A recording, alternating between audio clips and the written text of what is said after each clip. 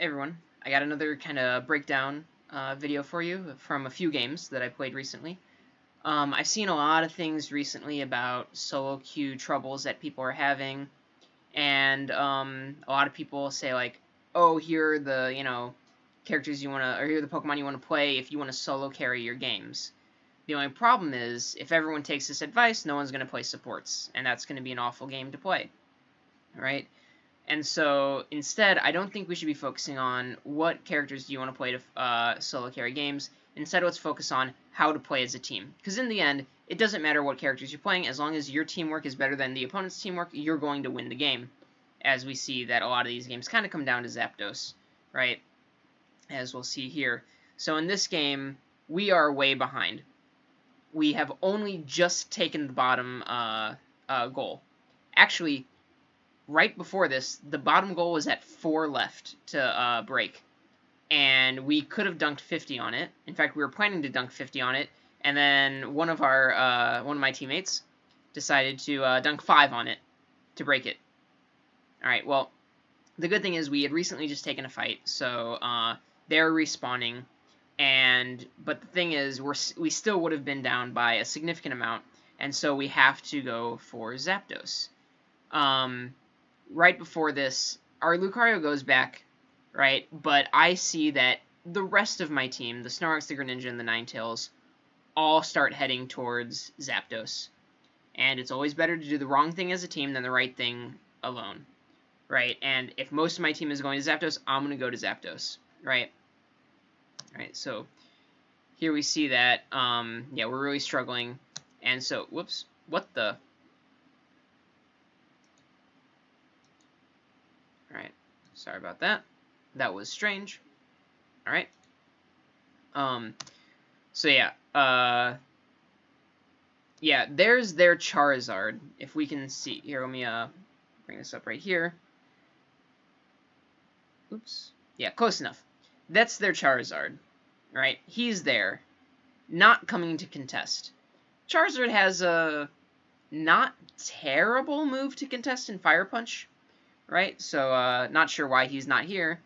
The rest of his team, like I said, is mostly respawning right now. But they have been respawned, right? So he should be with them. He could have easily teleported back. They just scored on Rotom. I guess this is a free dunk and double points right here. I think he's kind of leaving this into the hands of his teammates, which isn't smart. Because with Helping Hand, Zapdos goes very quickly. Alright, so Zapdos is about to die. Zapdos will die to our hand.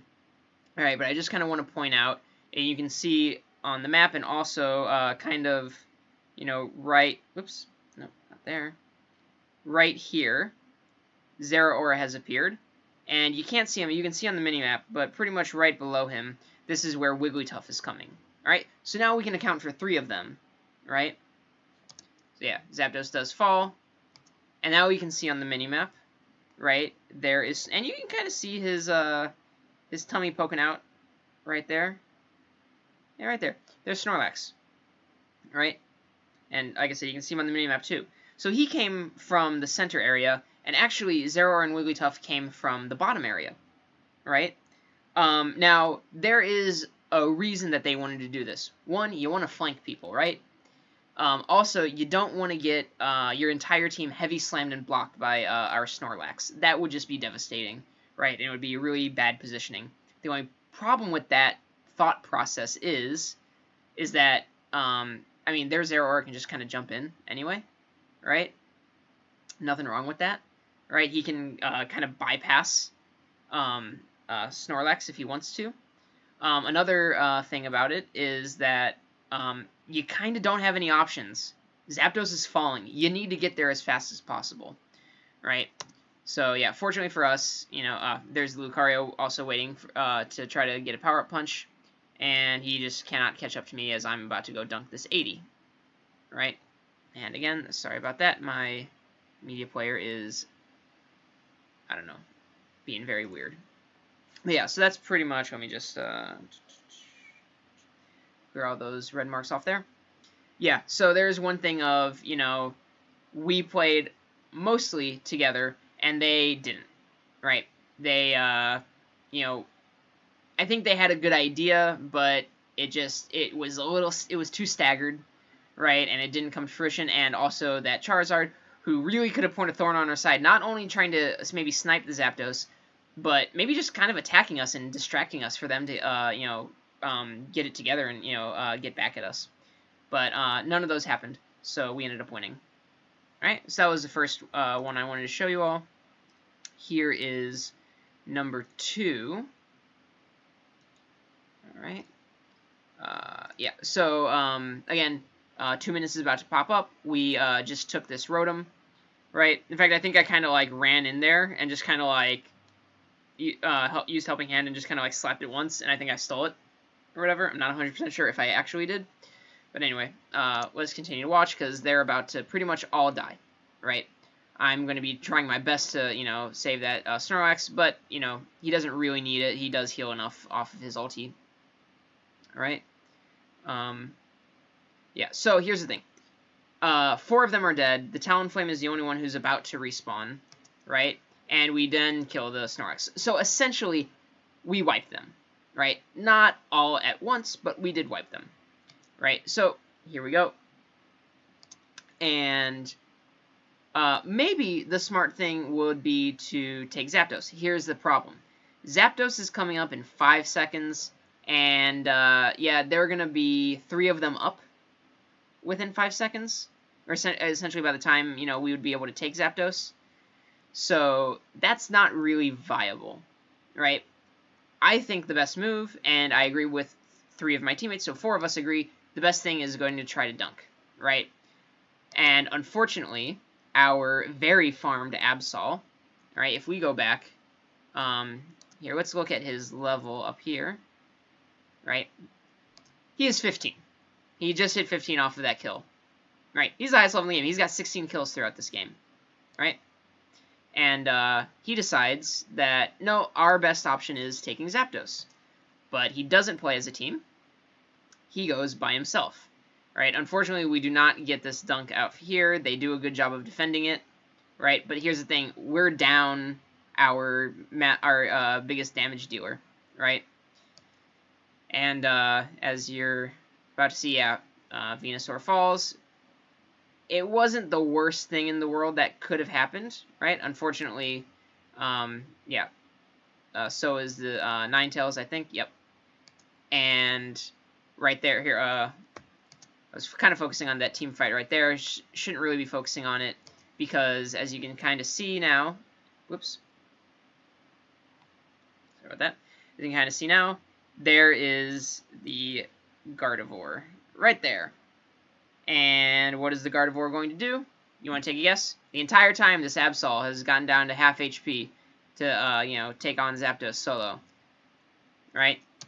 And Gardevoir right here just kind of throws out a move. Snipes it. Just arrived, just in time. And Absol backed out, because look how much damage Absol was taking. Right? It's frustrating. It's frustrating because the Absol absolutely was our terror. He was doing very well, which is very weird to say for, like, a speedster in your games, say that, they're really carrying it, especially one like Absol. Yeah, unfortunately, very shortly after this, we were so far ahead. Look at this. There was 50 already scored on that goal, right? And they've only taken 1 of our goals. We were really far ahead, and we ended up losing this. Yeah, so it just kind of goes on. I'm just trying to, like, do my best of, like, basically stopping them from, I'm trying to get as far away from our goal as possible, right? To make it so that, I don't know, maybe that Lucario won't be able to reach our goal line, right, or our goal, and dunk like a 50 on us, or, well, 49 he's only got, but I'm sure he'll pick something up along the way at the pit. Either way, it didn't work out for us. They ended up scoring a bunch. We ended up losing by like 80 or something like that. Yeah, and just all bad news. But yeah, so there is just more proof. Tears be damned. The thing that matters most is teamwork, right? And I hope more and more people will start using things like chat.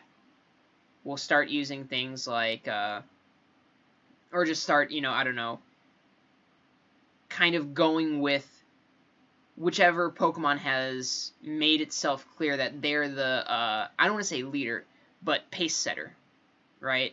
And honestly, that's going to be supports in a lot of games, right? One great thing about supports like Blissey and supports like Eldegoss is that for the most part, people want to fight around you because you're stronger when they're around you, right? So it is good to pick a support. I think that supports can carry games with proper things like leadership and just, again, pace setting, right? And I think we need more of it, right? So hopefully this is maybe some more motivation to, I don't know, get on comms. I know it's not always going to be pleasant, but for the most part, I think this is one good way of ensuring that you can climb an MMR, making sure everyone's on the same page. Because again, doesn't matter what character you pick, if your teamwork is better than your opponent's teamwork, you're going to win, right? And I say, it doesn't matter who you pick, and then I also talked about you need to pick supports, right? Let me just put it this way, supports do make games easier, because now you don't have people competing for farm and levels, right? So, just something to be said. Anyway, yeah, really good result on one end, and then the very next game, really bad result. I'm sure a lot of you guys have experienced this as well. Just keep grinding. I hope that, and I think more and more people, as the game is played more and more, will get used to things like strategy and teamwork. So I think we just need to put up with it, and eventually we'll get there. Don't worry about it. You'll climb. Just keep doing the right thing. All right. Hope to see you guys in my stream sometime soon. Thanks.